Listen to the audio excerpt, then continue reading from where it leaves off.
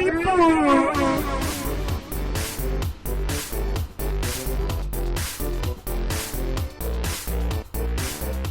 and welcome to another edition of Das Reboot. My name is Steve Jacoby. I am, of course, Zachary Lyle. Today we are going to bring down the house and we're going to talk about the old classic from 1960, Ocean's 11, as well as the 2001 remake, Ocean's 11.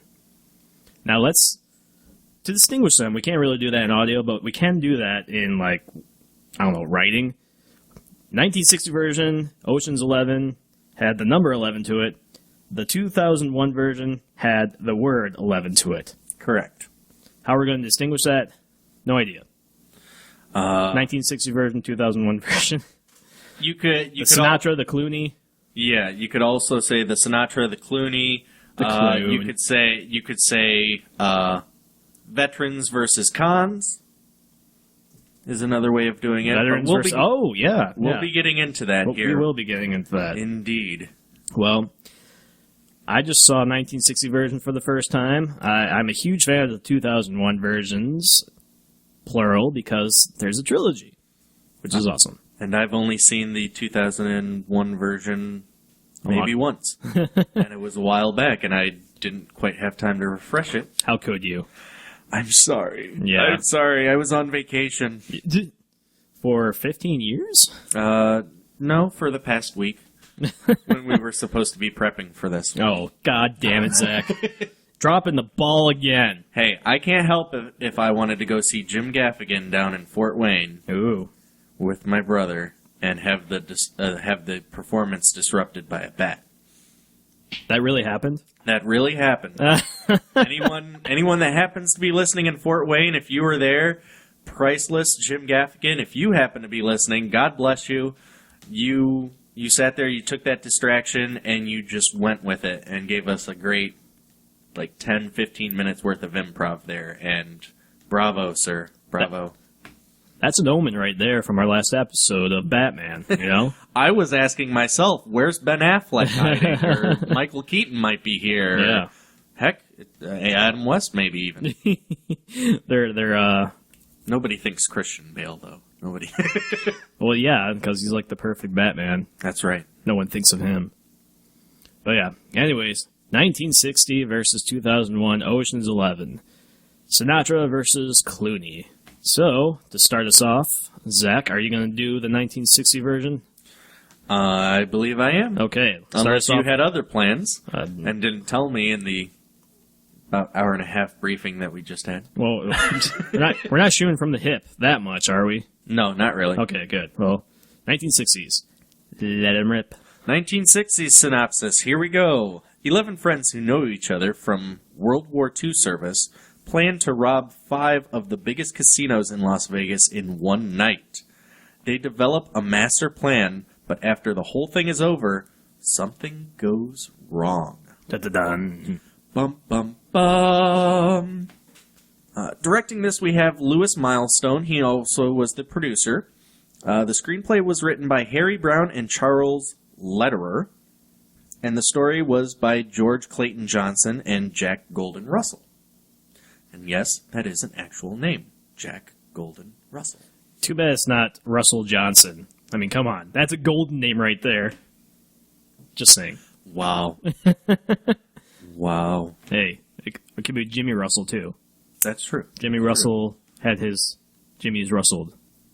We have the Rat Pack starring in this. We have Frank Sinatra, Dean Martin, Sammy Davis Jr., we also have Peter Lawford, Joey Bishop, and Angie Dickinson. I just have to say... I actually knew an Angie Dickinson back in high school. Really? Yeah. Was it the Angie Dickinson or just a Angie Dickinson? Just Angie Dickinson. She was cute, Dickinson. Though. Yep. As far as the original Ocean's 11 cast, we have Frank Sinatra as Danny Ocean, Dean Martin as Sam Harmon, Sammy Davis Jr. as Josh Howard, Peter Lawford as Jimmy Foster, Richard Conte as Tony Bergdorf, Joey Bishop as Mushy O'Connors, Henry Silva as Roger Cornell, Buddy Lester as Vince Massler, and Richard Benedict as Curly Stevens, Norman Fell as Peter Reimer, and Clem Harvey as Lewis Jackson. We also have Angie Dickinson making an appearance as Beatrice Ocean. And we even see from the Joker himself, Cesar Romero, as Duke Santos. Not until like later on in the movie, though. Well, he shows up early on in the movie in a brief moment to kind of introduce his character, who's happening to marry the mother of one of the original Ocean's 11s themselves. But I totally like dismissed that scene. I was just like, I'll say one thing about this movie. It took me about 30 minutes to understand what was going on, like the main plot of the movie, before it was like finally kind of explained. Like I knew what was going on. I read about it. I knew what the movie was about. But if I were to like go to a theater and just randomly start watching it, I would have been like, "What the fuck is this?" You know, it's Sinatra, just being Sinatra, you know, and Dean Martin. It's your ADD kicking in. You've got that instant gratification, need to know what's going on now. Well, whereas back in the 60s, it was a nice gradual build-up as to what was going on. There was a lack of conveyance, though. Like, this is a movie about robbing casinos, and you don't understand that until, like, well into the movie. Which was kind of the point for the movie at its time, was to sit here and build up to, okay, what are these guys exactly getting together to do? And that was mainly due to the fact that if you didn't watch the trailer, you didn't know what was going on. Right. So it was a decent build-up, if you ask me. We also have a brief appearance by Red Skelton as one of the gamblers. He was actually playing himself, where he had told them he had a certain limit that he wasn't going to exceed, and when he tries to go over that limit, the teller ends up telling him off, so to speak. Oh, shh! Tell. They're not showing; they're telling. Oh snap! That's how I felt about this movie. We just got done watching this movie about 10 minutes ago, and it's still fresh in my mind, but it still hasn't like settled in yet as to what it should be and what it shouldn't be. Like, usually when I watch a movie, it's all about, like, thinking about it for a good day before I start grasping an opinion for it.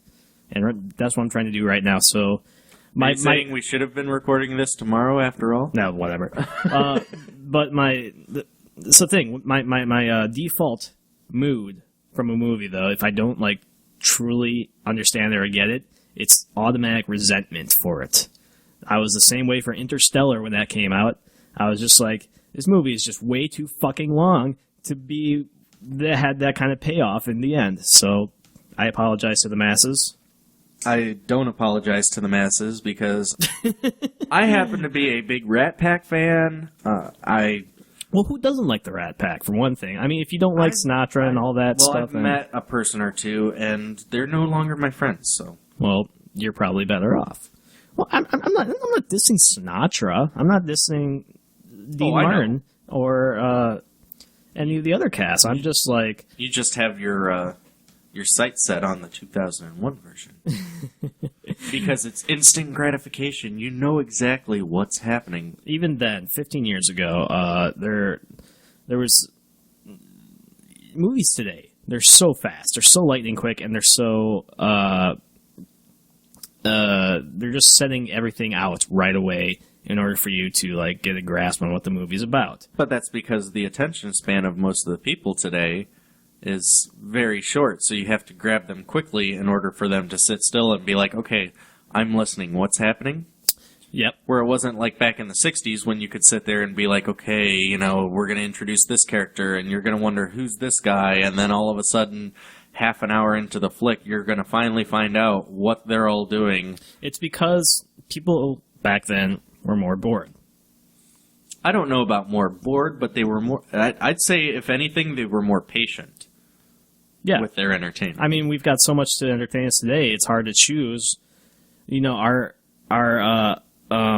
arsenal of entertainment is so saturated. It's so it'll be impossible to like view everything, read everything, listen to everything these days. Back then, you probably had a chance, like back in 1960. Oh, yeah. Because it was still fresh, it was still new.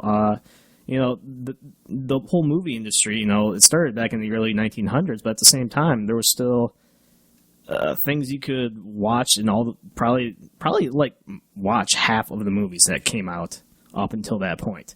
Now, good luck. Right. You didn't have cell phones, you didn't have a flooding of apps, you didn't have the portable technology that we have to where your attention can be easily drawn away from the entertainment. If you wanted entertainment, you had to seek it at the theater. Yep. And that's one of the reasons that they were able to take their time. Now it's kind of like, well, we got to hook them quick so that way they don't try and walk out of the theater. I'll tell you one thing, though. Being a fan of other Frank Sinatra films, I felt like Frank was kind of ho-hum during this movie compared to his other stuff. A little bit. You know, he played the cool guy, the cool He played composed Danny guy. Ocean. Yeah.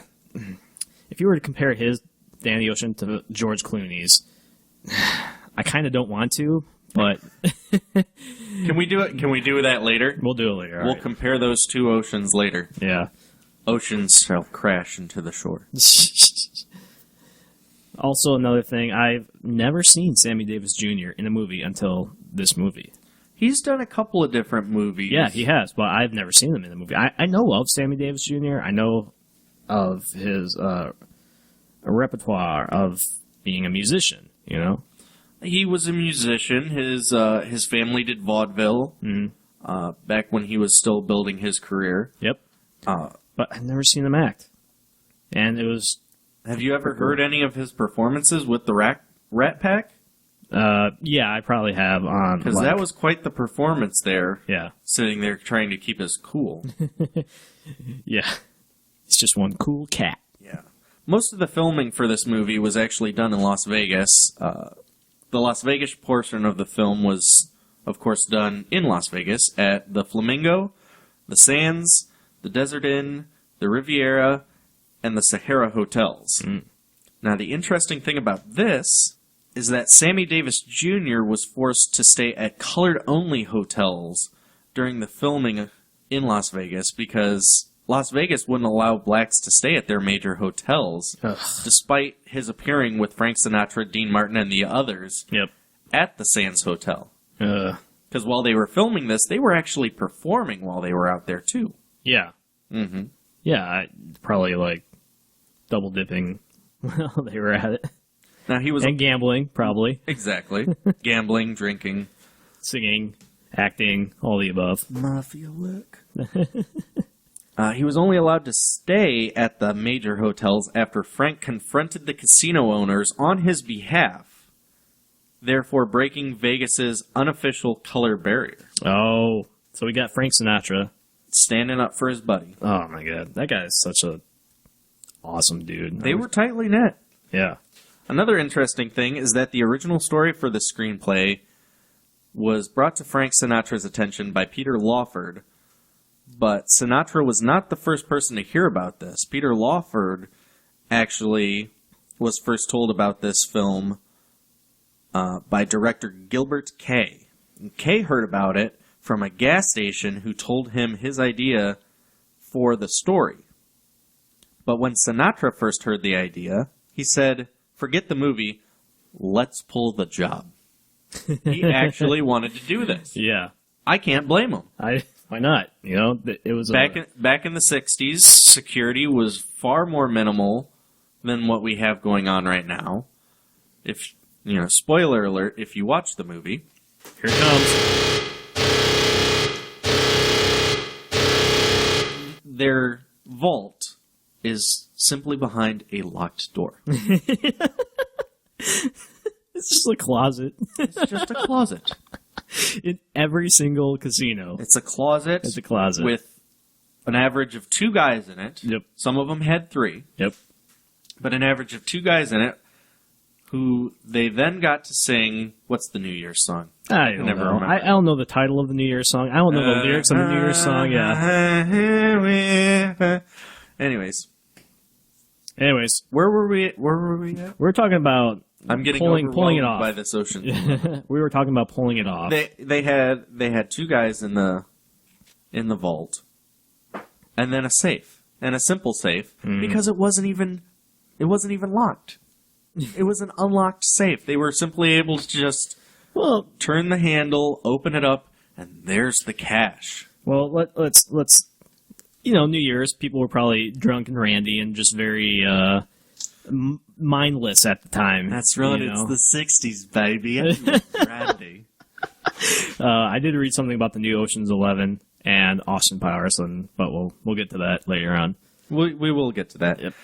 Writer Jack Golden Russell was actually a gas station attendant in Las Vegas who handed the script to Sinatra while he was refilling his car. What? Yeah. Just randomly, just like, here's the script. Here's the script. That's the dream, man. I wish if I could go back and query agents again, I'll just meet them at the gas station. Instead of sending and waiting for 6 to 8 weeks about, whether they're going to accept my book or not. That's right. That's all you got to do. Those were great days, man. Great days back in the 60s. Indeed. An interesting thing is with the closing shot of this movie that shows the main cast walking away from the funeral home. Mm-hmm. You can see in the Sands Hotel marquee behind them listing their names as headliners. Yeah, that was kind of funny. Yeah, it's just kind of like, this is a movie. We've already done this, so... Well, okay, let's talk about the plot. Let's talk about... Do we have to? Oh, yeah. Spoiler alerts. All over the place. All over your face. I'm going to have to get myself some of that Proactive. Okay. Clear that up. Well, here's the thing. Clearasil. Well, here's the thing. They steal from the 5 casinos. Well, I guess the biggest thing to bring up before that is that these aren't your everyday con artists. These are actually World War II veterans. Yeah.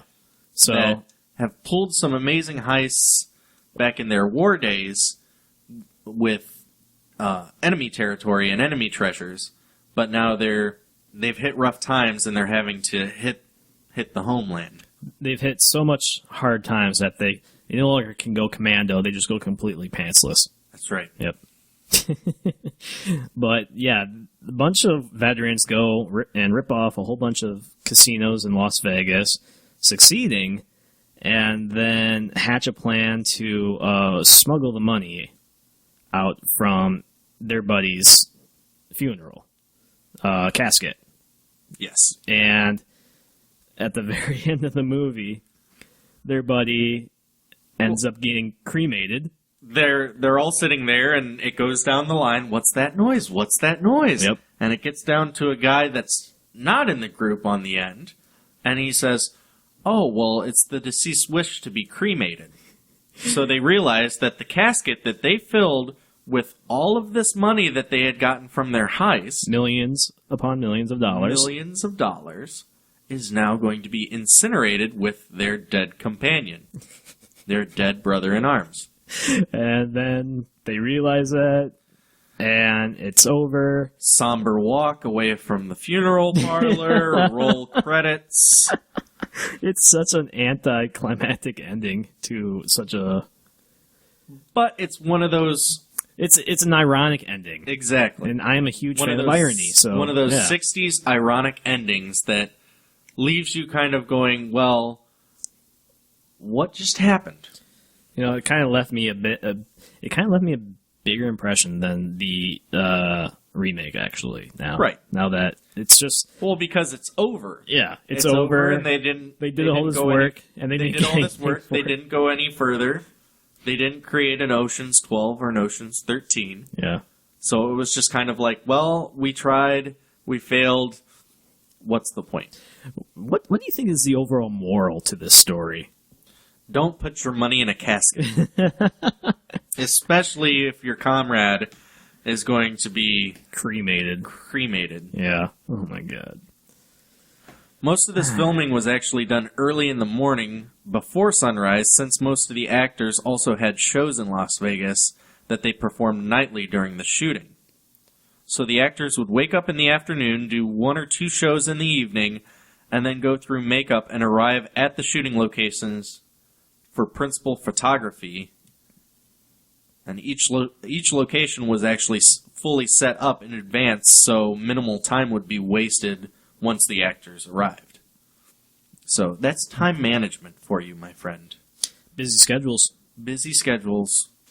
See, even then, it wasn't an 8-hour day. They were from dawn to dusk, working, probably drinking too, but I don't know.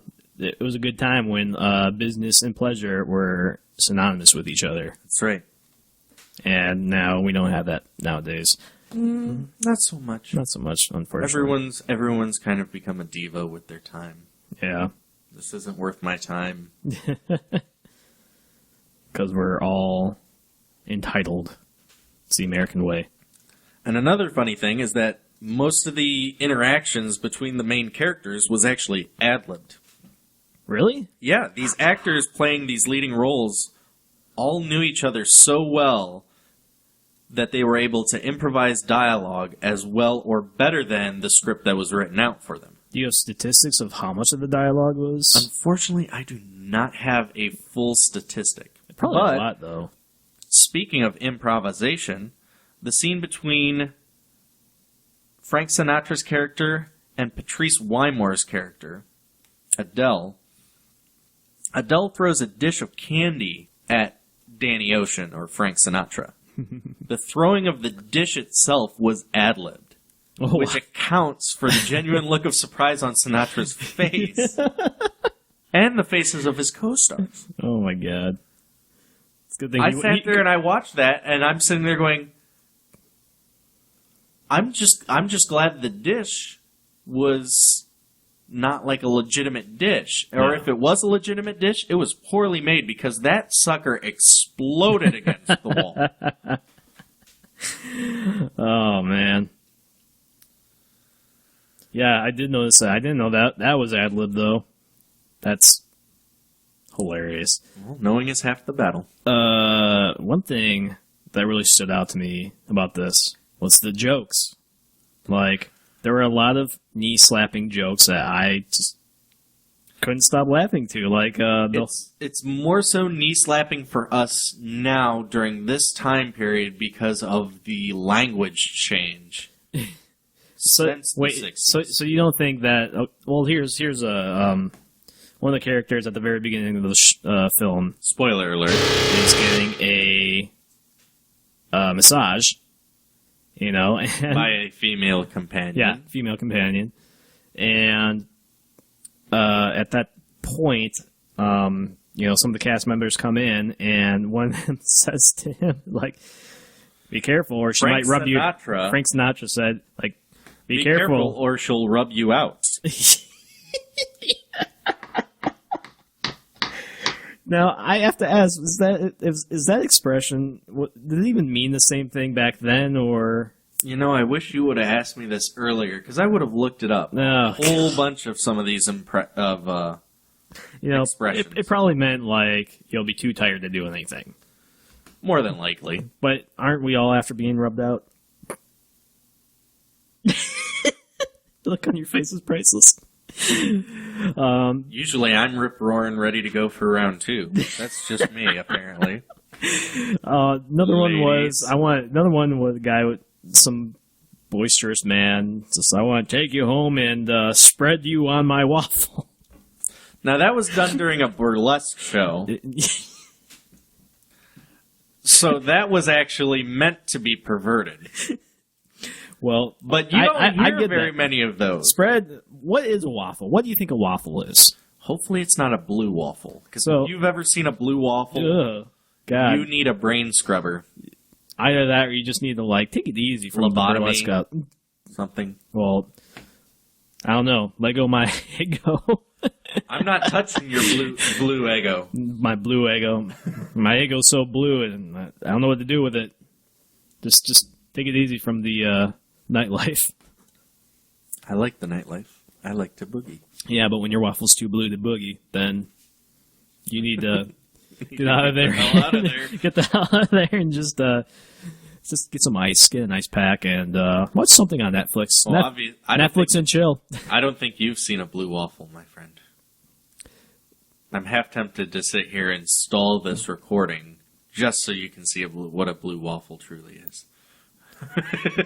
I am officially creeped out by now. Interesting. Okay. You're not... While you research the blue waffle, Okay. I will let you know that Shirley MacLaine shot her quick cameo during the break in filming of her movie The Apartment, that also came out in 1960. And although she was offered a car for her work, she says she took the job as an excuse to hang out with her Rat Pack friends and see their Vegas show. So, this is something I do when it comes to innuendo and sayings. I have to look them up on Urban Dictionary. Mm-hmm. So, there's not really a definition for the blue waffle at first, but Did you research pictures? not yet. But it does tell me to go to google.com, type in blue waffle, and then click the I'm feeling lucky button. Then you'll know what the fuck it means. Is that what I'm supposed to do, Zach? Just go for it. Oh, God. Just go for it. All right. I'm going to keep talking about Shirley MacLaine and Dean Martin during this interaction scene that they have outside of one of the hotels.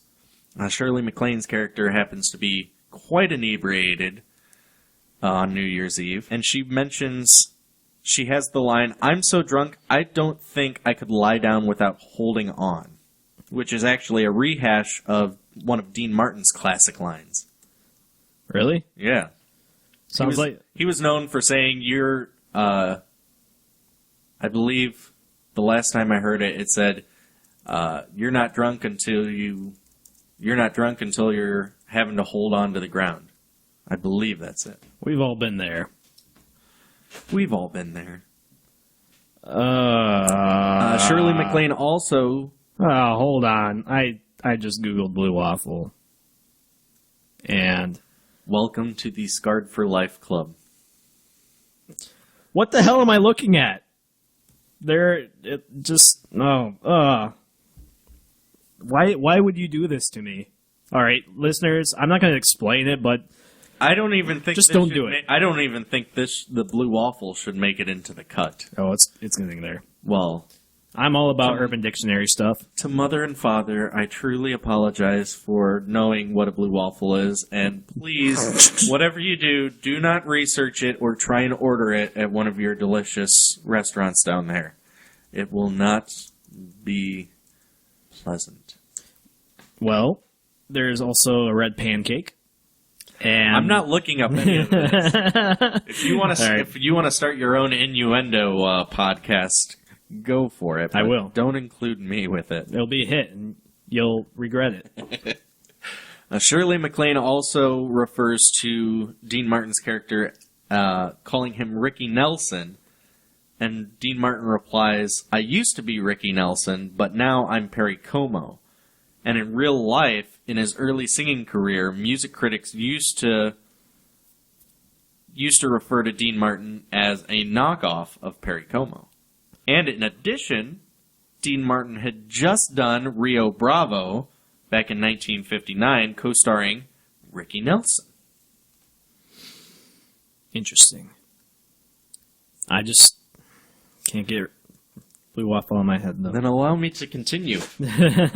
Shirley MacLaine's performance was ad-libbed by the actress, and she reportedly received a brand new car from Warner Brothers as compensation. What kind of car was it? My best guess is it's probably the one she was driving Oh, okay. in the movie, or Nice. her friend was driving in the movie. You know, to all you sponsors out there or potential sponsors, you can pay me with new cars if you want. That'd be great. I'll take a case of Surge, Case of Surge. Ecto Cooler. Ecto Cooler.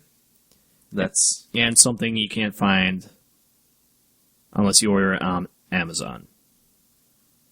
Like Surge. Is that where you got your Surge? that's where I started to get my Surge. Now I can go to certain convenience stores and pick it up. Ooh. However, the Walmart near us in Grand Haven, Michigan, does not carry it. Well, too bad. I know. I could complain to certain people and get it in there. Giggity. I don't even know if I can say giggity. How about that? I think I can. What does that even mean? I think it's kind of like a Matthew McConaughey. All right. Get jiggity with it. That's right. Yeah. I'm gonna slip on some pantaloons. Oh man, that man's too sexy. Too sexy. One of the most difficult things facing the film's production team with this movie was actually convincing Nevada's Clark County officials to let them use one of their garbage trucks. How much convincing did that take? They apparently got it to work. Okay. Because they used the garbage truck. And the funny thing is, Sammy Davis Jr. required wooden blocks to be attached to the pedals of this garbage truck that he drove in the film so he could actually reach them. He is a short guy, isn't he? He's a little bit of a shorter fellow. I feel the pain. As a guy who has driven a box truck before, it's kind of fun to sit there and have to move the seat basically all the way up to the steering wheels just so that way you can reach the pedals. Yep, Google states here that he is 5'5". So he's about my height. Ladies, that means nothing. I'm 5'7.25". That means a lot. It's all about that quarter. It's all about that quarter. Mm-hmm. And it could be with you. One of the funny things is that KLAS-TV that's reporting in the wake of the heist, outside of these hotels, you see the guy with the sort of weird Amish beard going on, doing the reporting. Yeah, that guy was weird. The guy was weird, but if you notice on the camera, it says KLAS-TV. It's an actual, real Las Vegas media station. Wow, are they still around today? Well, long after this movie was released, Vegas millionaire resident Howard Hughes bought it so he could control what movies aired on late-night television.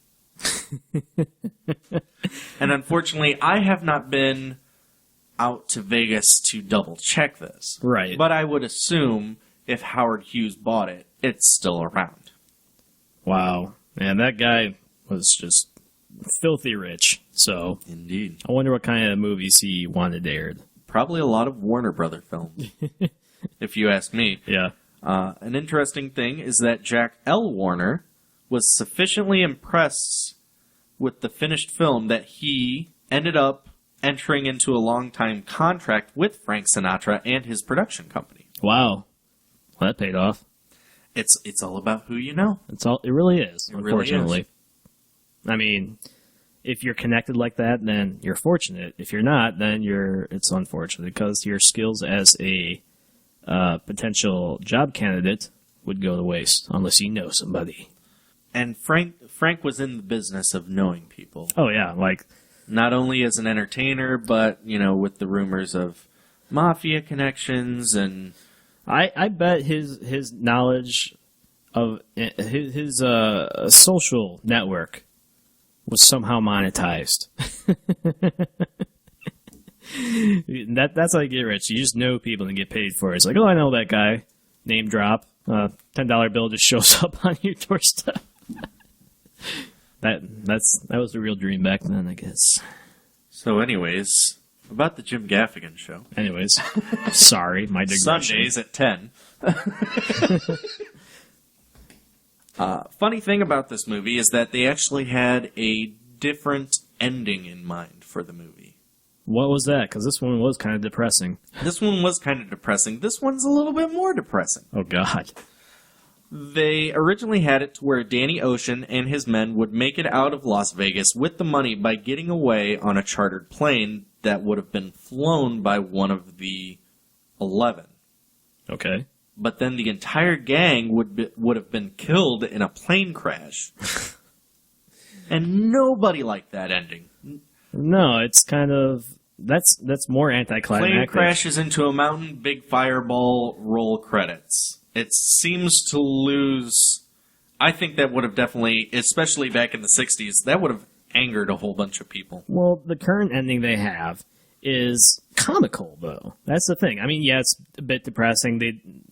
Their initial plan to like get the money out of Las Vegas ended up in ashes, pun intended. But that's what kind of made it funny in the end. And they just didn't like see the dying man's last wishes or didn't read his will or anything like that. Right. And so just one simple little misstep in the plan, and it all burned. Literally. The idea for that cremation scene actually came from director Louis Milestone, who had recently attended a cremation funeral for a friend.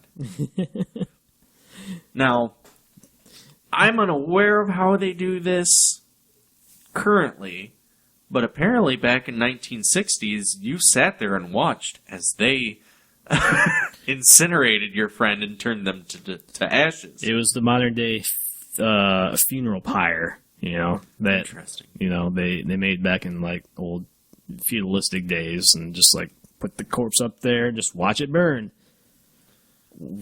That was the entertainment they had back then. I think that would be rougher to sit there and have to watch your recently deceased family, friend, coworker, whatever they were to you, just being burned in the fiery depths. I don't know what that would signify too. Like, I would be scarred for life if I saw that. I don't know if I can handle that. No, we're just a bunch of pussies. Well matched. That's all I've really got for our 1960s version of Ocean's 11. Well, I think that's a lot, though. I mean, it was a good movie. It did a lot of it spawned a reboot, so of course it did well. I mean, there are some movies that don't do well, and Hollywood makes a movie remake of it. And I think that's their sort of redemption. Yep, redemption. Das Redemption. We might have to be doing here after season 1. Yeah, especially if I don't learn to pronunciate certain things. That will be our downfall. Nah, well, I think other things will be our downfall, such as language. Well, we just gotta make sure we have an explicit thing on our podcast when advertising. Warning. Yeah. However, if that's everything of the 1960s version, let's go on to the 2001 with George Clooney. Are we going to take a small break? We are going to take a small break because you have a drink called the Ocean's 11, and I want a drink of it. I will have to get my mixer out here and get that ready for you. First, tell me what's in the Ocean's 11. Is this going on your other podcast that people should be aware of? Yes, my other podcast called Mix It Up, which is in pre-production stages, pre-production stages, and who knows if it'll ever get out of developmental hell. I'm just stumbling all over the place. Zach, I need a drink. Tell me what's in this thing. Well, first you owe me $5 for that shameless plug. And in the Ocean's 11, I have concocted a delightful combination of... Help me with this. I've heard people pronounce it differently. Blue... Curaçao. Yep. I've also heard it called blue curacao. What? Yeah. Where's the L come from? I don't know. People are idiots. God. There was no L in there. Oh, my mind hurts Anyways, blue Curaçao, vodka. We have a little sweet and sour mix in there. Mm-hmm.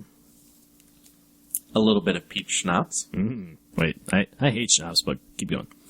We mix that up. We pour that into a glass with or without ice. And then we add a little bit of cranberry juice.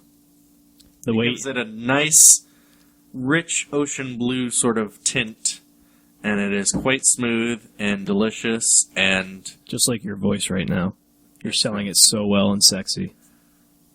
I've got my... I'm channeling my inner Lando Calrissian.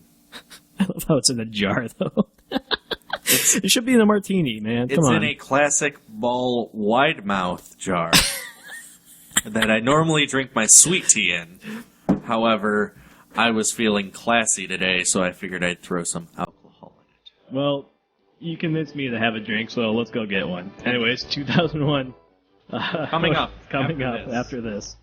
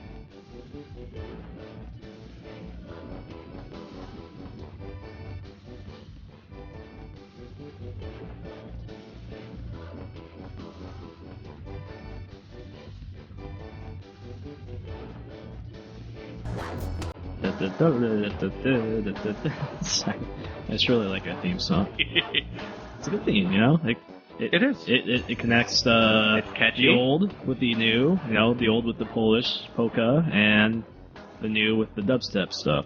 So Right. I thought it was good to go. And then there's, of course, the wacky, insane sort of Das Re. Yeah, that's just me being silly, so, but Hey. it works out. It drops the beat. That's right. Boom. Drop Right. the mic.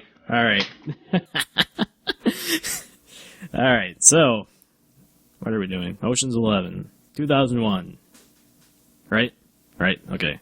This I don't know. You're in charge of this one. This I've drink- done my part. This drink's getting to me. This drink's getting to The you. Ocean's 11 drink is getting to me, man. It'll Should I get you patent drunk. that? I don't know. You might have to like buy some trademarks while you're at it. All right. Anyways, Ocean's 11, 2001. Synopsis.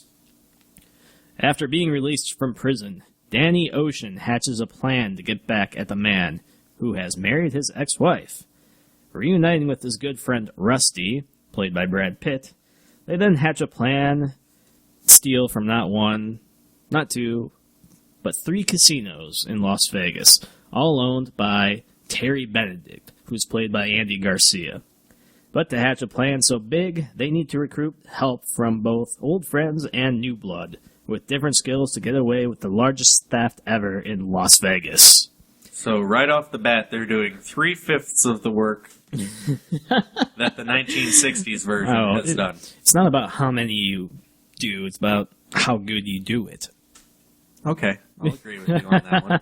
Boom. All right. Giggity. Yeah. So, anyways, this film stars George Clooney as Danny Ocean, taking over the Frank Sinatra role.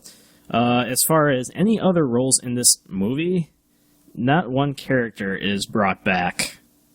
And As far as character names. as far as character names, like, Correct.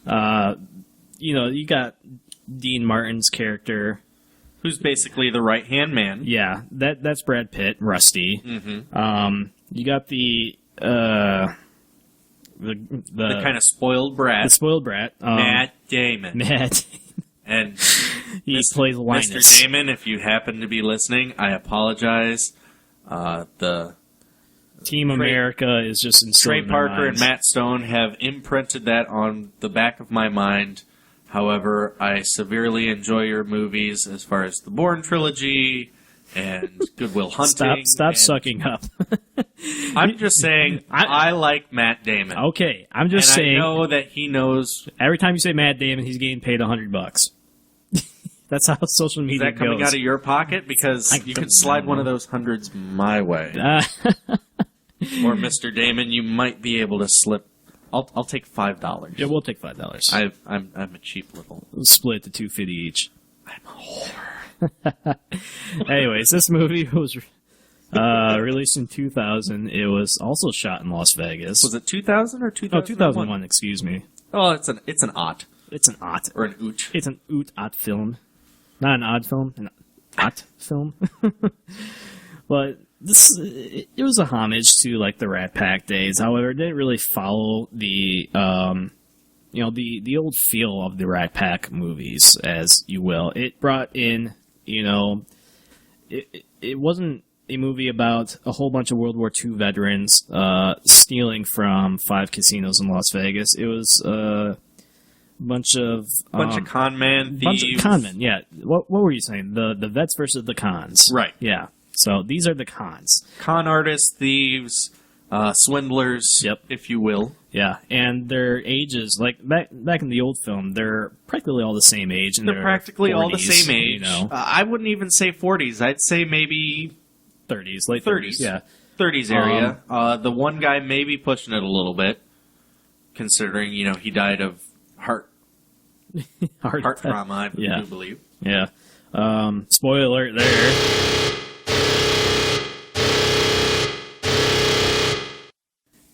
But yeah, you've got ages ranging from 20 to 70 in this movie, which is kind of good in my opinion, because I felt like everyone else in the old movie looked like a carbon copy. Unfortunately, A little bit. Yeah. That was kind of the 60s thing, though. Yeah, it's like if you wanted to be somebody, you had to dress all alike. You had to basically be each other. I am so glad we are one. We are unity. The collective. For my Rick and Morty fans there. The American collective of Mad Men. That's right. It was the 60s. It was that sort of mafia feel where... Absolutely. If you were Frank Sinatra, come on, he is part of the mafia. But if you were going to get business done, you might as well make business look good. And what better way to make business look good than with slicked back hair, a nice little 3-piece suit. The cast had a lot of fun shooting this movie. Julia Roberts plays Danny Ocean's wife, who was played by Angie Dickinson. I've never seen Angie Dickinson in anything before either. She's done I probably quite a bit of work. Yeah, I have seen her, but I haven't seen her at this age that she played in the 1960 version of the movie. But man, she and Julia Roberts look very alike. They do have a similar appearance, and it's interesting you mention that because Angie Dickinson makes an appearance in the 2001 version. Oh, yes. That's right. I believe she is a boxing spectator. Mm-hmm. I read that they filmed hundreds of hours at the boxing match. And just, it wasn't even that big of a plot element to begin with, but they just filmed a lot of it there, and I would love to see that film. Just like see what was going on at this boxing match, because it wasn't a big plot point in the film. It was just where Terry Benedict and his wife was at the time when the power went out. They brought the old plot element of turning off the power. They probably wanted various scenes, various shots of like the crowd. Yeah. In the boxing match. Exactly. How they turned off the power in this film is a lot different. Like in the old movie, which is something we forgot to cover. Yeah, well, but in the original, allow me to step in here. For the original movie, what they do is they basically find, I believe, a transformer tower. Yep. And they blow it up. Yep. Shortly after midnight, on New Year's Eve, they blow it up. So at 1 minute 38 seconds, when that's right. New Year's song, when they timed how long that song goes. It's 1 minute 38 seconds, and then lights up, kaput, completely kaput. Well, anyways, they use well, they have a backup plan. Their backup plan is to use a machine called a pinch, which is slang for this machine. And it's, in reality, this pinch machine could not fit in the back of a van, which they do, like, steal from a university and put in the back of a van to use it and just shut the entire power off in Las Vegas. Scientifically speaking, it would take the equivalent of a nuclear explosion to generate an EMP, an electromagnetic pulse, to do what the Pinch had done in that movie. So a bit sci-fi-ish there.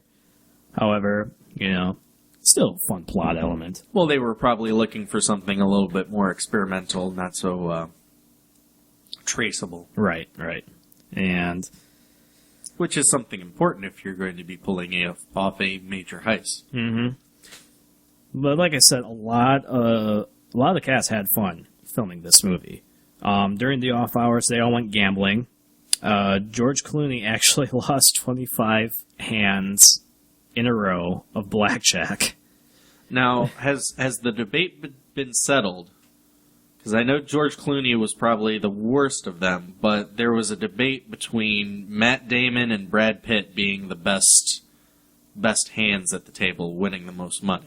Well, from the trivia I read about the losing streak of George Clooney, probably not George Clooney then.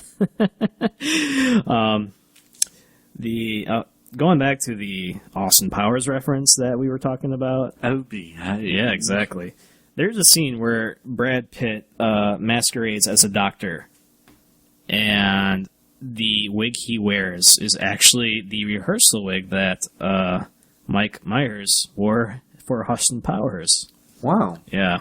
So, not sure where exactly that came from, because Austin Powers was 1997, and then The Spy Who Shagged Me was 99, and then this movie is 2001.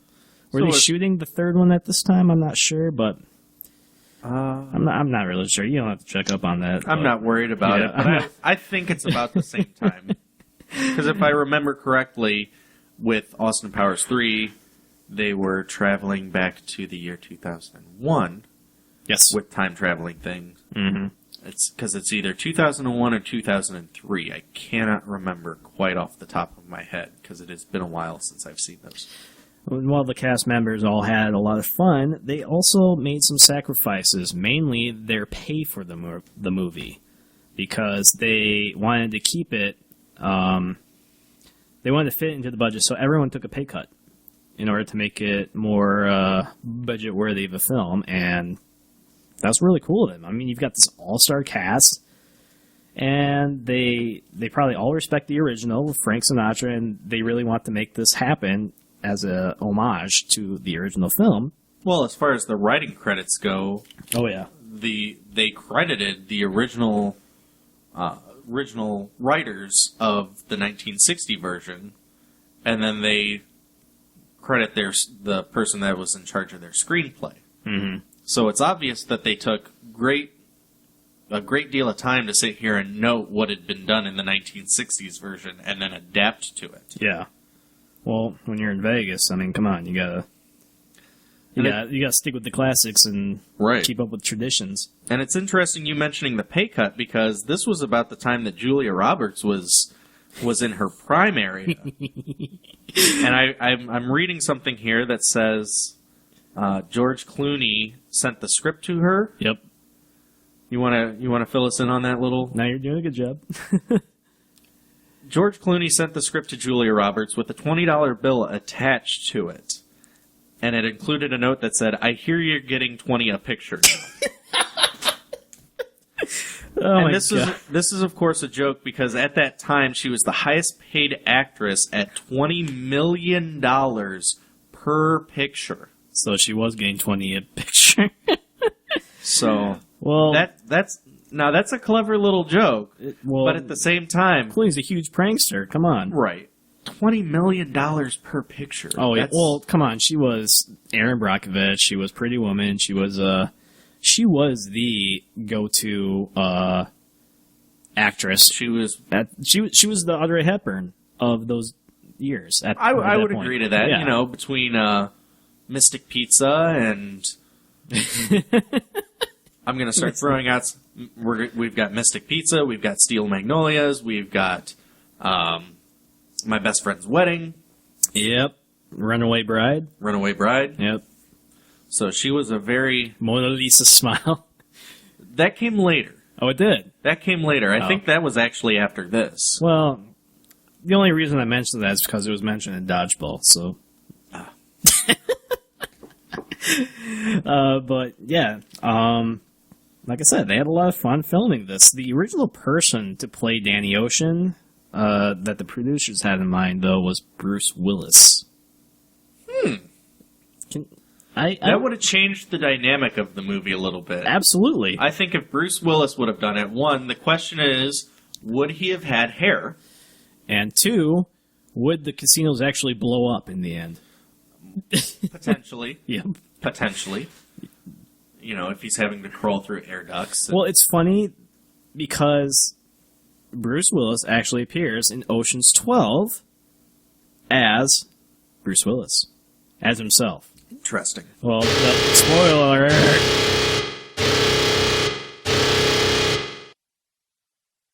You might want to say that again because that was kind of a drunken slur. Spoiler alert. There we go. That wasn't any better.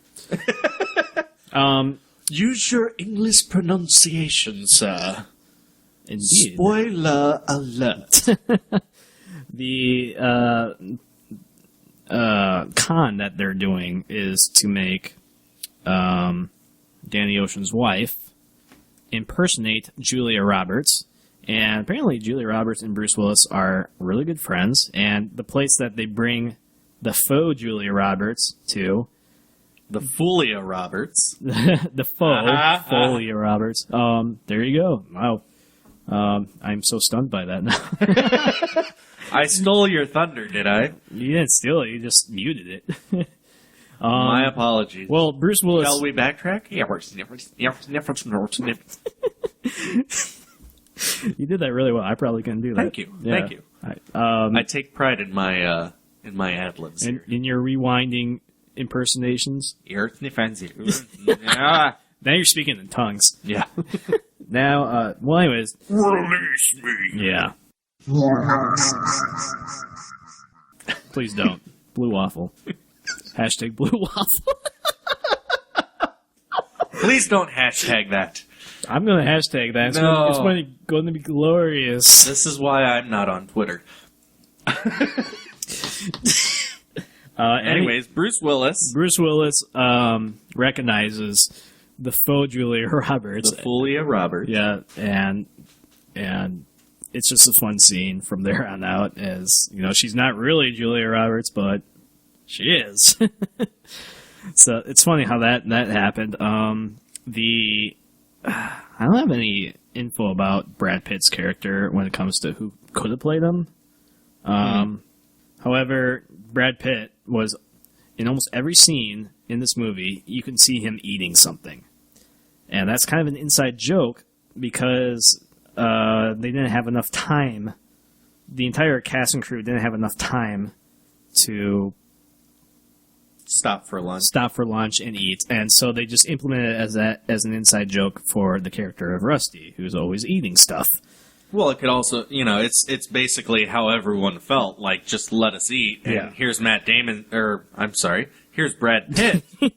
Here's Brad Pitt sitting there going, all you lower folk don't get to eat, but I shall stuff my face. You know, that guy's so skinny, too. It's just ironic that he's the one who's always eating, you know? Well, this was about the time he was working on, like, Fight Club, right? Yeah, like a few years after that. I think Fight Club was 2000. So he was still rocking it. Yeah, still ripped and rocking it. Which he kind of still is, but he's starting to show his age a bit. The actors who was going to play Matt Damon's character Linus, Mark Wahlberg. Really? Marky Mark. He could have been part of the new Funky Bunch, which was Ocean's 11. Also, Johnny Depp was considered, which I thought would be funny as hell because, earlier he just did Fear and Loathing in Las Vegas. Now, can you imagine? Now, can you imagine a Hunter S. Thompson character being in Ocean's 11? You just had to ask me that. You didn't have to pause the show. But anyways, reissue the question and I shall answer. Well, anyways, I can remember Hunter S. Thompson. That name. Well, it's interesting because Hunter S. Thompson is a real person, and if you go back to even before Fear and Loathing in Las Vegas, there was actually a movie called Where the Buffalo Roam. With Bill Murray playing Hunter S. Thompson's character. Now, I think Ocean's 11, the new one, would have done a whole lot better with a Hunter S. Thompson character. I think so, come on, but I come think... on, let's go. Get well, that. I think for this movie, they didn't quite need that spastic sort of... No, absolutely not. I mean, this is more of a tame... That's not to say that I think Johnny Depp's acting is at all spastic. I just think for the character that you mentioned, Hunter S. Thompson, I don't think that would have... Well, I'm not necessarily saying Johnny Depp would have been bad for this. I'm just saying I would have liked to see some Hunter S. Thompson, because I am a huge fan of Hunter S. Thompson and his crazy antics. He would have been perfect for, like, the gags of with the rest of the film crew and everything, because they were always playing pranks on each other and just being silly. But a man can dream, I guess. Yes. I'm pretty sure there wasn't any cocaine floating around the set at the time. However, George Clooney did have a keg of Guinness installed in his dressing room at the time. And, that's classy. Well, that's not my style, but that's classy. To be even more classier, though, they most of the cast members stayed at the Bellagio during the stay of filming this movie.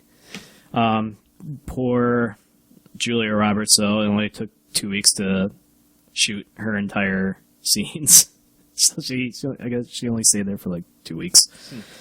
But as far as like I said, here's that 70s show connection I mentioned last episode. Topher Grace playing himself, playing a card game. In Ocean's 12, Topher Grace actually makes another appearance. And he's like, I don't know what the fuck he's doing, but it's suggested that Topher's like doing drugs or something, and he can't pay the rent for being at the hotel. And it's funny. Are you sure that's this movie? No, that's Ocean's 12. Oh, okay. Like that makes sense. Yeah, but he makes an appearance. Topher Grace makes an appearance in both this one and the next one. I'm not sure about Ocean's 13. It's been years since I've seen that, but that would have been fun. It's possible. It's possible. It's possible. There are two brothers in this movie, played by Casey Affleck and Scott Conn. You just wanted me to say that, didn't you? I But they're constantly bantering and just like being like argumentative towards each other. Mm-hmm. Most of that was all improvised. And I look back at it and I'm just like, that is hilarious because they just feel like brothers, you know? And I think that's one of the important things that they wanted to take from the original movie is that there was improvisation between certain characters that just made that certain connection. Yep. So since they didn't do it too much from this one, from what I'm taking, not as far as the main cast goes, but as far as Casey Affleck and Scott Conn. But as far as having characters that are brothers together, yeah, doing that sort of improvisation, I think that's a very wise decision. Very. As far as, well, I don't know whose decision it was at first, but still, it might have been. For all we know, it might have been their decision. Right. Sitting here going, we need something a little bit more natural. Exactly. The Bellagio let the film crew tap into their security systems to get real surveillance for the film. So, in the future, when I decide to rip off a casino, I'm going to be saying, I'm going to be making a film about ripping off a casino. And then they're going to let me into their surveillance system, and then I'm going to have all their credentials, and I'm going to do what they couldn't do in the original 1960 version when they said, let's forget the film, let's just do the job. Let's just do the job. They could have done the job with the 2001 edition. Potentially, but they decided to just, See, the thing about the 1960s version is that they didn't even have to worry about security cameras. There was just guys standing outside of a closet. Yep. Now, the one thing I do notice about the 2001 version is that Don Cheadle's character, who's actually a pretty major role in this movie, is actually uncredited. Yes, because they were having disputes at the time about crediting him. And I don't know the full story about that, but that was a problem. For all those who want to make that connection, Sammy Davis Jr. was his spiritual character before, in a way. Like, Don Cheadle's character is that would probably be one of his reasons behind wanting to be one of the top bills, is because it was a character that related to somebody else that was top billed in the original movie. Right. And it's ironic that actually happened, because Don Cheadle, he replaced an actor in the movie Iron Man. That's right. He showed up in Iron Man 2 playing Rhodey. Right. Who played Rhodey before? We're talking about the wrong movie right now. I know. I'll entertain you. Okay, Terrence Howard. Correct. They were having disputes about payment and crediting as well. And then when they couldn't get it down and locked, they brought in Don Cheadle. So you see how that works. I think Don learned his lesson. That if he's going to make the same mistake I did, I'm just going to slide right in here. So, but they did manage to resolve their dispute for Oceans 12 and 13. Absolutely, because then all of a sudden because they all come back for the sequels. Yes, which is the one big difference between the 1960s version and the 2001 version. Yeah, this one spawned sequels. Well, the way this one ended, they were able to spawn sequels because the money's not incinerated with a dead body. No, they get away with it. Everyone gets their cut.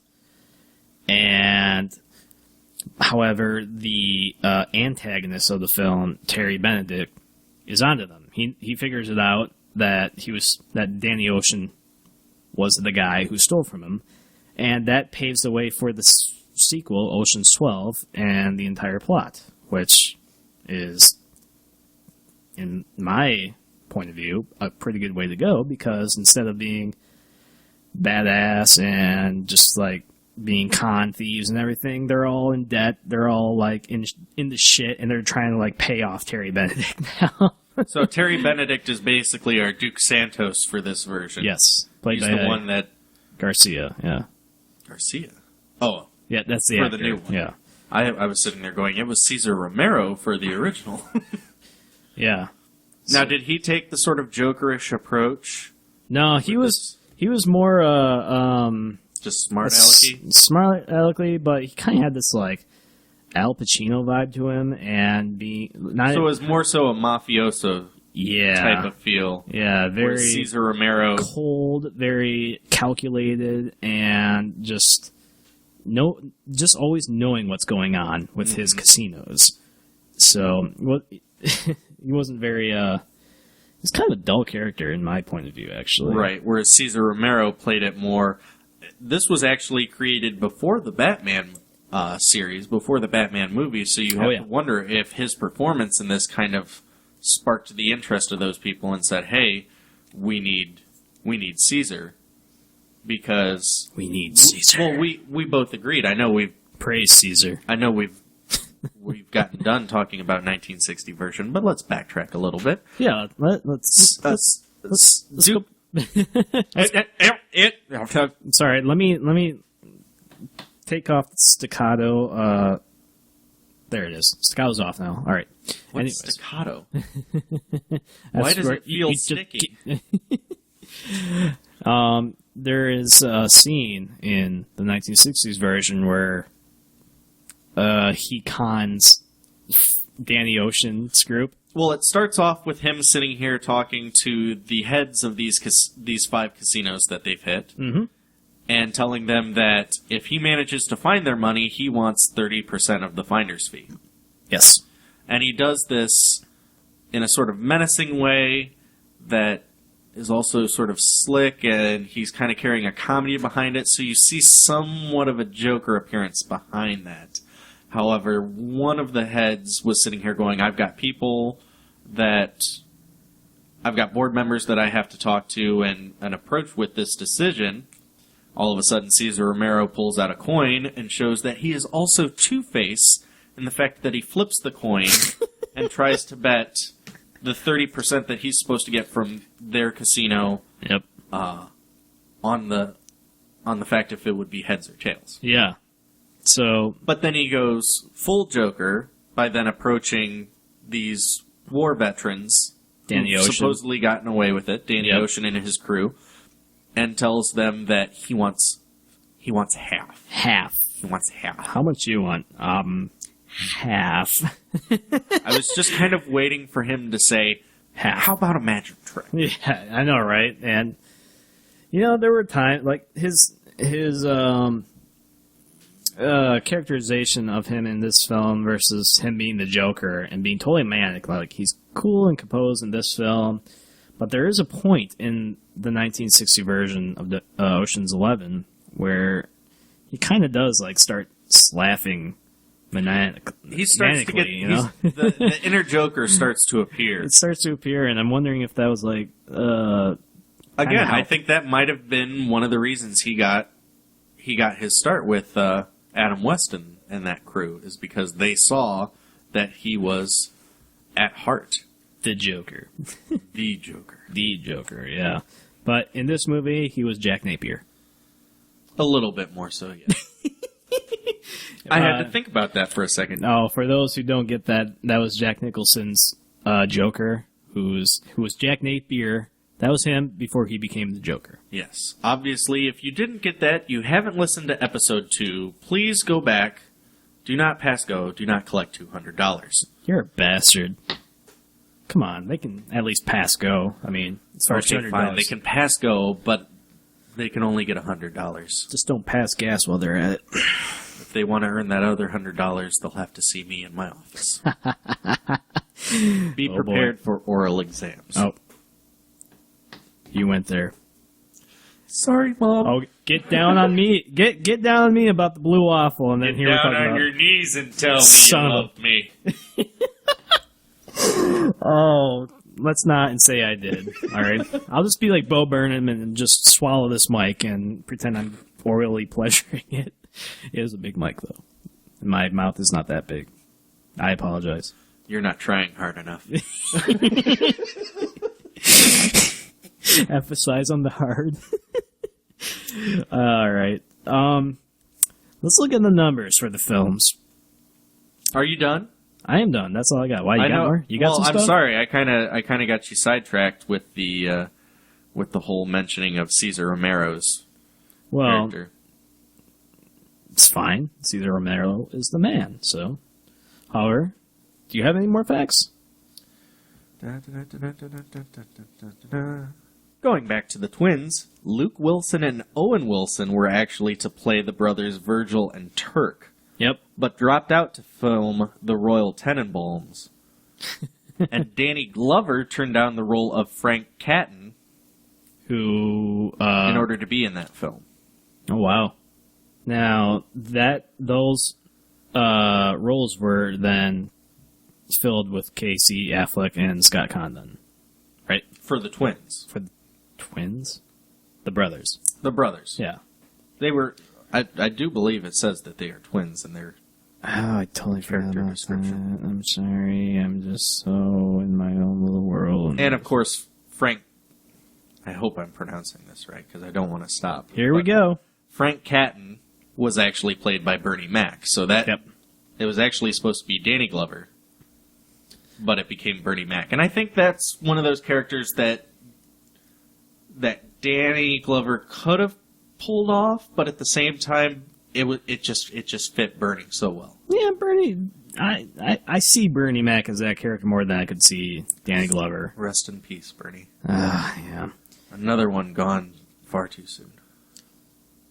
Yep. You ready for some numbers? I suppose. Numbers. I need a number sound effect here. Anyways, You just need ka-ching. Ching. yes, that's what I'm going to get. I might be able to help you out with that. Sweet. The numbers. Ocean's 11 1960 budget, $2.8 million. That's pretty humble compared to today's standards of, well, was compared to the 2001 budget, $85 million. That's a spicy meatball. And that goes to saying that everyone took a cut Right. in that film too, and still came down to $85 million, which is probably other than I say RoboCop 2014, probably the highest we have of budgets. I mean, RoboCop 1987. We're only 3 shows in. Give it a chance, my friend. Sorry. Anyways, the gross 1960s version grossed $12 million. So they budgeted 2.8, they grossed $12 million. So, roughly 6 times of what they... Yeah. 11's gross for 2001 was $183 million. So they almost made $100 million more from their budget. So, in the fact of the budget-wise, the original 1960s version actually grossed more. Yep. Interesting. Well, yes, it did. As far as ratings go, Ocean's 11, 1960 for IMDb rating is at a 6.6 out of 10 stars right now. 2001 edition is at 7.8. So not that far away from each other. Rotten Tomatoes, who at this point in time is seeing a lot of controversy, you know? Did you read about that? Unfortunately, I didn't. Well, apparently Suicide Squad is getting a lot of bad ratings on Rotten Tomatoes, and people have petitioned Rotten Tomatoes to shut down. Interesting. Which is stupid, because Rotten Tomatoes is nothing more than a messenger of critics' reviews. Mm-hmm. And mostly the truth. Yeah.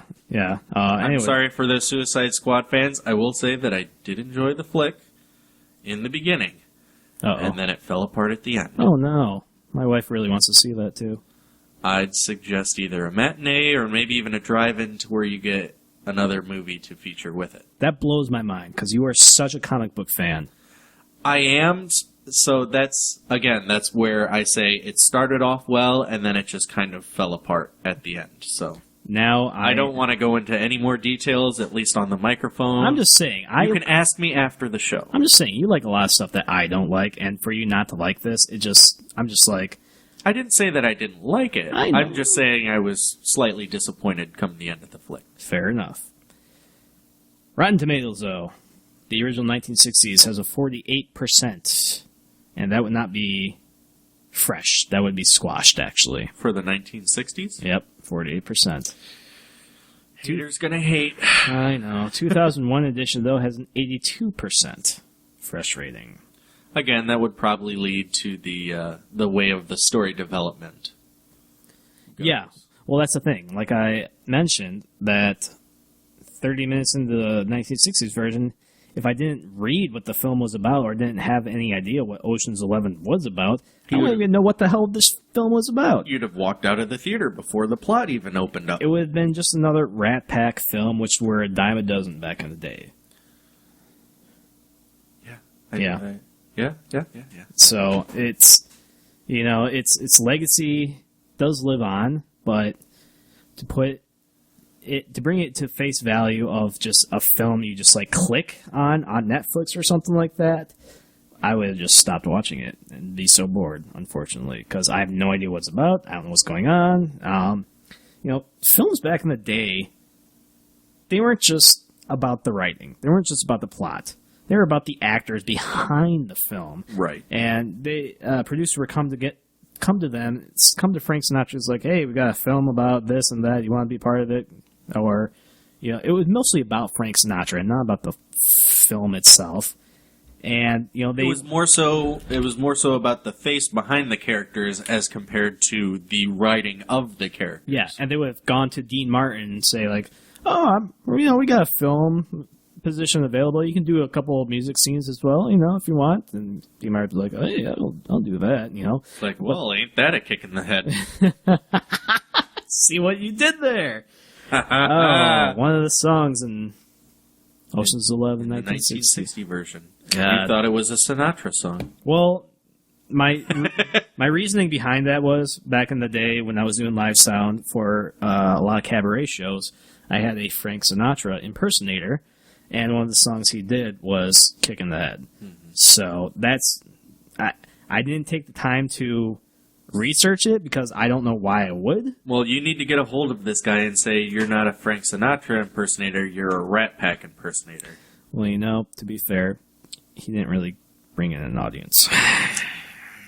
Whoopsie. Yeah, well, you can blame that on the place I was working at who didn't really advertise very well. Anyways, shall we draw the question? Call the question? Do we call the question? Do we... I'm done with the numbers. Next thing to do is call the question. Gotta call the question. Do we need to get a hold of the banker? Yes. Okay, let's put it to debate.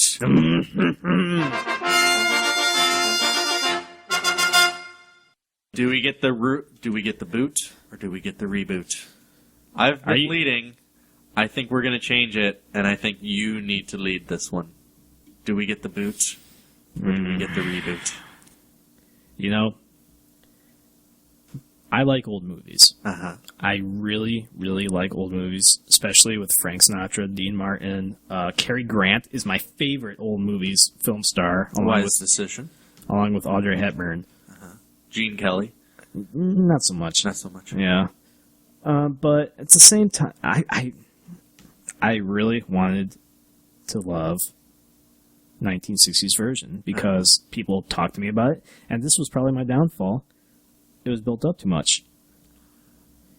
I don't know if they built it up too much or if you built it up too much. Probably a little bit of both. Because you have to remember, this is 1960s we're talking about, so definitely a different writing style, a different way you have to approach this movie. I understand that. However, you've got, the recent legends of our film time in the 2001 remake. George Clooney, Brad Pitt, Julia Roberts, Matt Damon, Don Cheadle, Don Cheadle, Bernie Mac, Topher Grace. Oh God, I shouldn't have laughed so hard to that. He's a good actor, though. I really like him. I think as long as he can make a recovery from Spider-Man 3, he should be okay. Do we have to mention that film? I did. I went there. You went there. What are you going to do about it? I can't do anything because I dare you to come across this table. You have tainted our podcast now. It's a regular teabag performance. Oh, that explained the blue waffle. Just the tip. All right. Well, 2001 version gets the reboot because it spawned sequels. It didn't copy the original. It didn't. It was fresh. It was new. It had the soul of it, but it wasn't an exact carbon copy. So they made it more fun. They made it exactly what it kind of should have been into what the conveyance of the plot of the film should have been, which was robbing casinos. You don't find that out until 30 minutes into the film of the 1960s version, and you're just like left with all this performance. We're just given performances of the actors.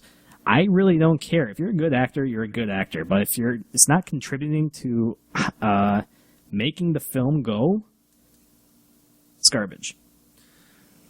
Well, see, I'm leaning more towards the boot.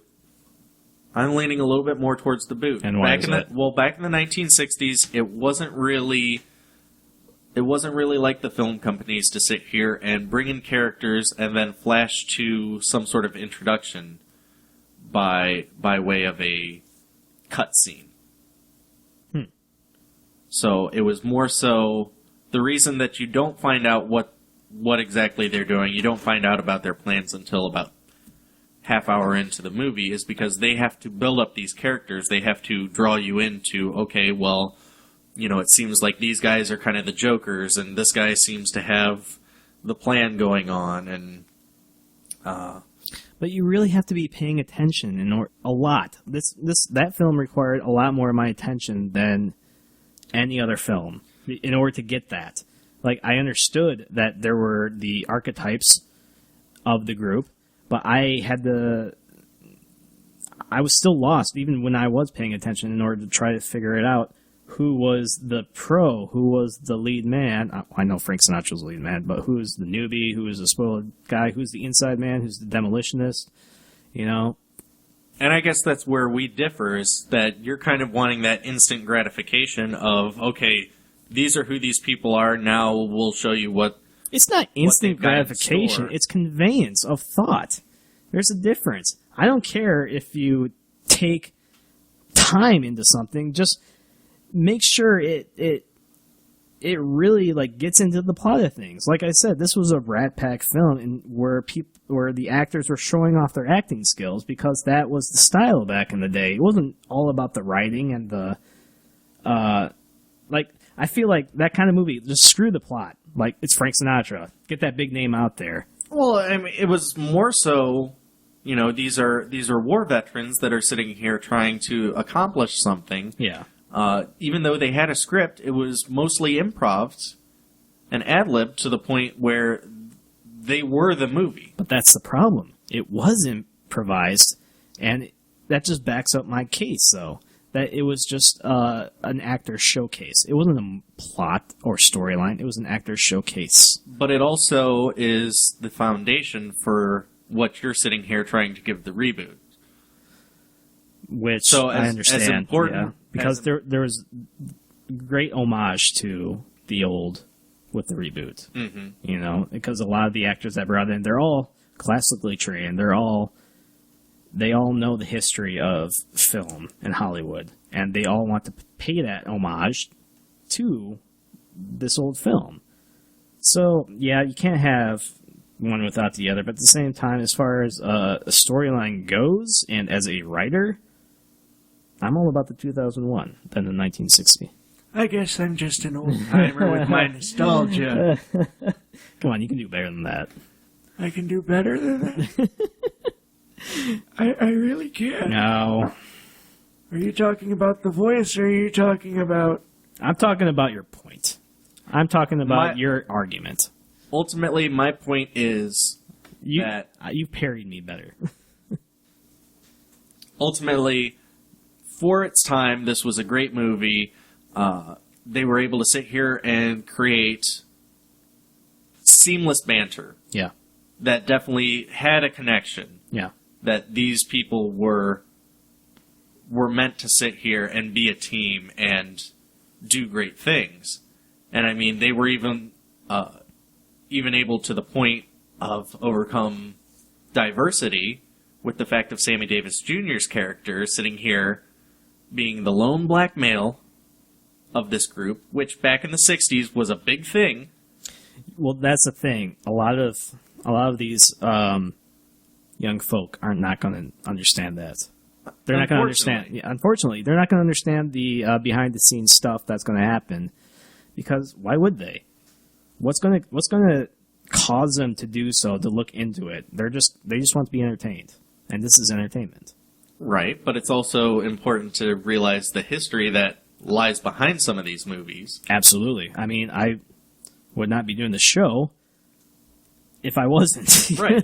So it's one of those things where with the more modern one, they're kind of used to that sort of diversity, to whereas this one, it was a little bit more rare to sit here and see, you know, all these white guys working with an African American male, and then to sit here towards the end of the movie and kind of joke about color itself when they're sitting there riding along in that garbage truck. All these white guys are sitting here having to put on blackface, and Sammy Davis Jr.'s character is just sitting there laughing, and they go, "What? What's so funny?" And he's like, "I knew this color would come in handy someday." I really want to understand the origin of that joke, because blackface today is such a no-no, and to be joking about it as well, total no-no. it but amazes me. that's the great thing about back in the 1960s was that they were able to sit here and acknowledge the fact that this was going on and still joke about it. Yeah. And it was okay because they were a tight-knit crew. Yeah, absolutely. Well, here's the thing. Frank Sinatra, such a great actor, such a great singer. He neither sang in this film or his best performance was in this film. He was very ho-hum, like I mentioned before. Very, very, very, very ho-hum. Like, I mean, yeah, that was kind of his character. But if I were to go and recommend a Sinatra film, I would not recommend this movie. I would probably say From Here to Eternity and recommend that film, which he wasn't. I'd personally say Anchors Away. I don't know why I did not say that before, but yeah, I would say that actually. Fuck me. I think this was him realizing that he was a big commodity, and as much as people did want to hear him sing, Yep. he toned it down a little bit. He let other people shine. So Dean Martin was able to get in, ain't that a kick in the head? Sammy Davis Jr. even got a hand up, sitting here doing a song or two. And I think it was just kind of his humbling to sit here and be like, you know what, I am a big deal right now, but these guys are big deal too. So I think it was not only like a personal statement, but I think it was a statement for the character in the movie to sit here and be like, you know, I'm the head honcho, but these guys have highlights that you need to see. I get that. I'm going to split the difference though. I laughed harder to this movie than I did the remake. I didn't enjoy the plot as much, but I did laugh a lot harder than I did the remake because the jokes in the remake they're so subtle, and they're not like there to as a main plot device. They're not really here as a main plot device in the 1960 version either, but they're funny. I couldn't stop laughing. It's that witty back and forth banter that used to be quite a common thing back in the day, and it's just slowly become more and more diluted to the point where it's nothing but fart jokes and gas and sound effects and. Well, here's a joke. You know, compared like in the 2001 version, Danny Ocean actually gets caught and goes to jail. Right. Spoiler alert. And we see him get out, and Rusty's picking him up, and Danny Ocean's in his suit, and Rusty says, "So, were you the bride or the groom?" And then Danny Ocean's like, "Ted Nugent called. He wants his shirt back because Brad Pitt is wearing like a Ted Nugent like 70s shirt." You wouldn't really get that nowadays. I think 2001, Ted Nugent was still kind of big. People still knew. Yeah. People still knew who he was. I can actually back up my claims 5 years ago with a coworker who was like 6 years younger than me. I'm 32, by the way. Who had no idea who Ted Nugent was. Deprived childhood. Yeah, so. That's what I say, deprived childhood. If you don't know who Ted Nugent is, one, Google it, and two, your childhood is now depressing, and you need to go rebuild that spark. Right, but educate yourself. In the end, I'm all about the reboot, and I'm all about giving the boot. So I guess we are split at this decision again. But this is a good point to sit here and see what our viewers like. So if you happen to agree with myself, or if you agree with Steve, feel free to join us on our various platforms here. We're on Facebook. We're on Twitter now. We're, of course, on YouTube.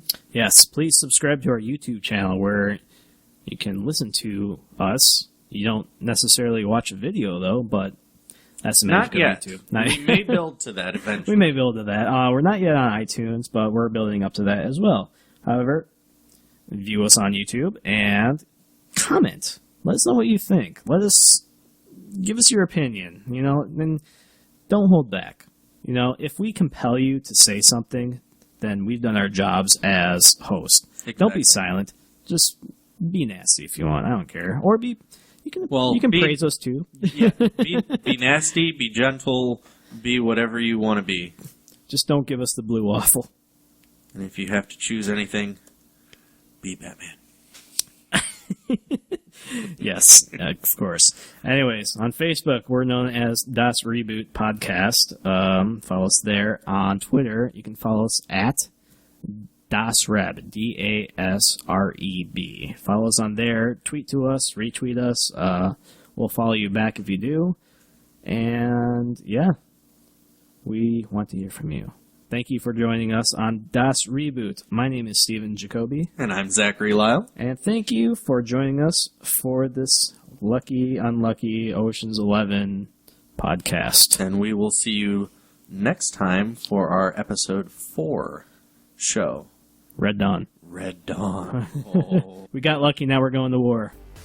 All right. Take care, everyone. Bye-bye. Bye.